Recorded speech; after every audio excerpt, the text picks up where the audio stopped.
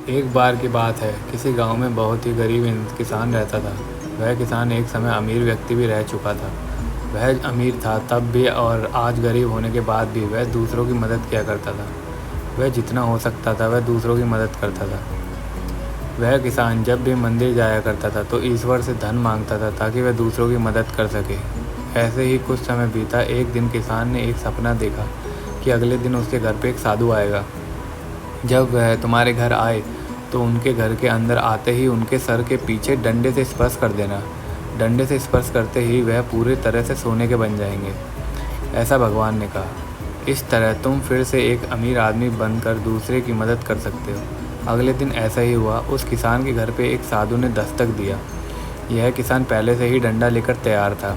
जैसे ही वह साधु घर के अंदर आया, किसान से डंडे से उसके सर के पीछे स्पर्श किया और वह पूरी तरह सोने के बन गए।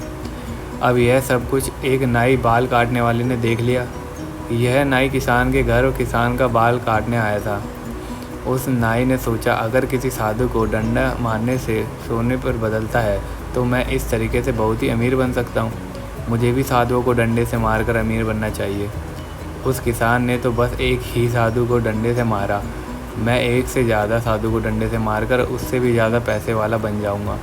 यह सोचकर नाई ने कुछ साधु को अपने घर भोजन और दान के लिए बुला लिया। साधु भी परेशान थे कि जो नाई हमें कभी कुछ भी दान नहीं दिया, आज वह भोजन भी खिलाएगा और दान भी देगा। वैसे भी वह सभी साधु नाई के बताए समय पर नाई के घर पहुंच गए। नाई ने अपनी सारी तैयारी कर ली। जैसे ही साधु नाई के घर के अंदर गए, नाई ने अपने घर का दरवाज़ा बंद कर दिया। उसके बाद नाई साधुओं को डंडे से मारने लगा, लेकिन कोई भी साधु सोने का नहीं बना। साधु नाई को इस तरह से मारने का कारण समझ नहीं पा रहे थे। कुछ समय मार खाने के बाद सभी साधुओं को गुस्सा आ गया। सभी साधु मिलकर नाई को खूब मारा। नाई को मारने के बाद वह नाई के घर से बाहर चले गए। इससे हमें ये सीखने को मिलता है कि हमें किसी की कभी भी नकल नहीं करनी चाहिए।